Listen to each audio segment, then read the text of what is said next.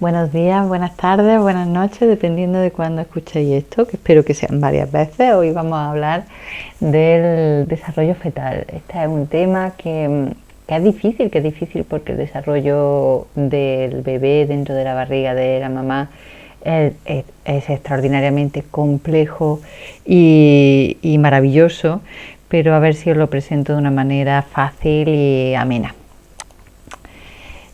Vamos a empezar por el principio, que sería la ovulación. La ovulación, esto ya lo hemos hablado, se produce a la mitad del ciclo menstrual, alrededor de 14 días antes de la siguiente regla o de cuando nos tocaría la siguiente regla. Y el óvulo había estado de una manera inmadura en el ovario durante toda la vida de la mujer.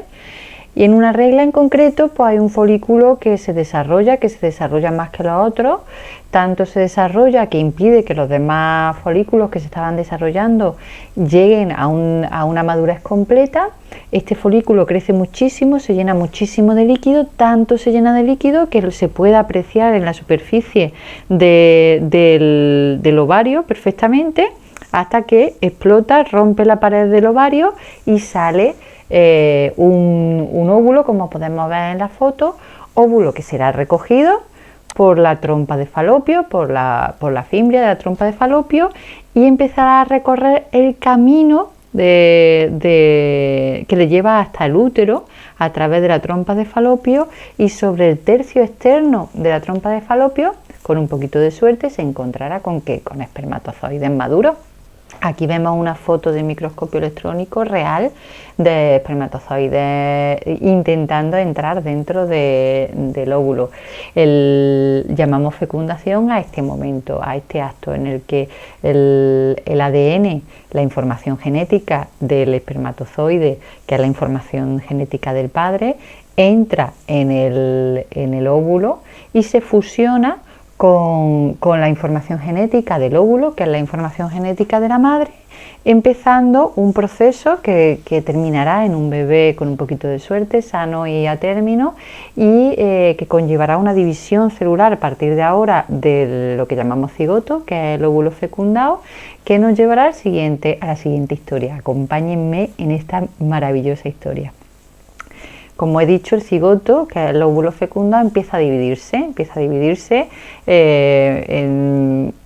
dividiéndose entre cada célula por dos. Cada célula por dos tarda alrededor de 18 horas en la siguiente división, y así poco a poco van pasando los días y van creando estas formas. Cada fase tiene un nombre y va creando, ¿veis? Cada vez como si fuera pues un paquetito de células cada vez más complejo que empieza a diferenciarse. ¿Veis? Ya alrededor del día quinto tenemos al blastocisto, en el que se ven dos partes totalmente diferenciadas. Una parte de fuera, como una cápsula de fuera de células que crean una barrera alrededor de una masa de células interior. El blastocisto, que se genera alrededor del quinto día, entre el quinto y el sexto día, pues como digo, hay una masa interior de células y una masa exterior de células. En esta fase de división va a llegar el cigoto al útero. Esto es un dibujo, un esquema de un blastocisto que llega, se apoya en el útero por dentro, en el endometrio, que os recuerdo que es la piel que cubre al útero en la parte de dentro y en la cavidad de dentro, y al llegar allí produce una sustancia, por lo cual hace un agujero y se mete dentro de la pared del endometrio. Se mete dentro y hay una parte de la célula que ya están desarrolladas, que formarán la futura placenta, y otra parte que formarán el futuro embrión. Aquí tenemos un esquemita de ese acto, del hecho de que el blastocisto entre dentro del endometrio, queda completamente tapado.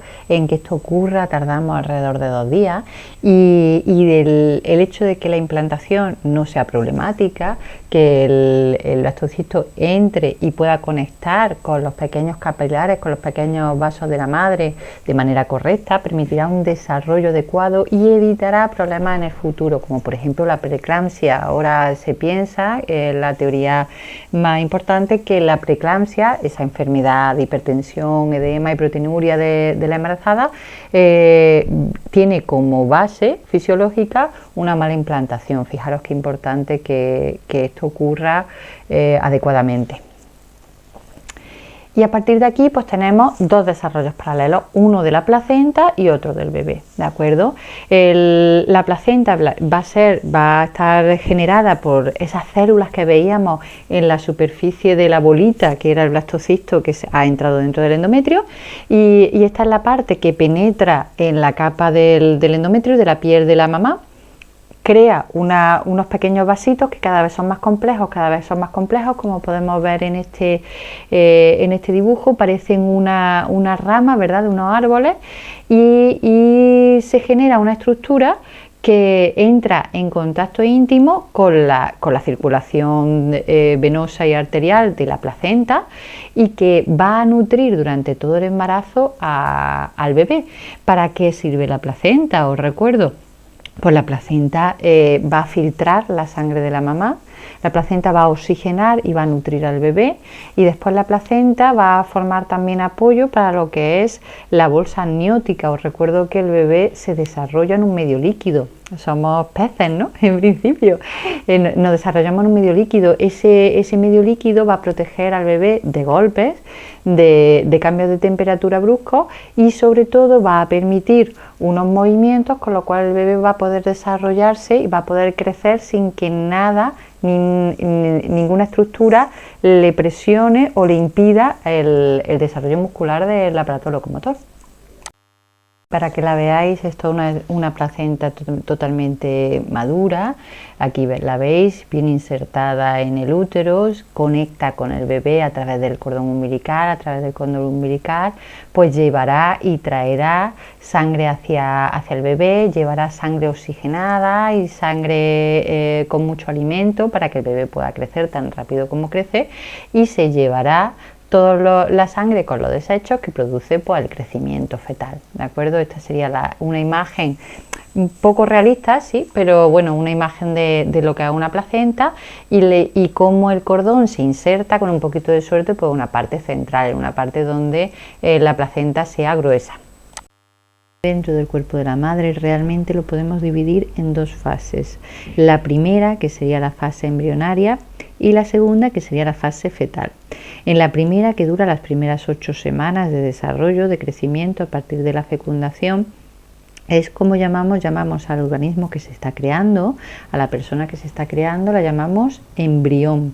¿Por qué? Porque tarda esas 8 semanas en formar todos los órganos que va a necesitar en el futuro para poder vivir, ¿de acuerdo? Este es el tiempo que necesita este grupo de células, que parece que no tiene forma ninguna cuando se implanta en el endometrio, en crear una estructura con todos los órganos. De esa manera, un embrión o ya un feto, porque a partir de las 8 semanas empieza la fase fetal, y llamamos al bebé feto. A las 8 semanas tenemos a una estructura, a un organismo, a un pequeño ser que ya tiene todos y cada uno de los órganos que va a necesitar en el futuro.